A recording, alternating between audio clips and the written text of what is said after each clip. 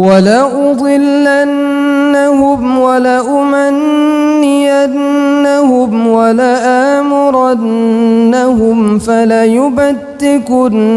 آذان الأنعام ولآمرنهم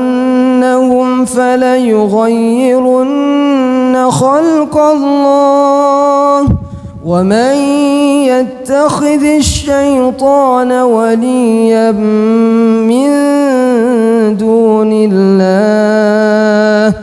فقد خسر خسرانا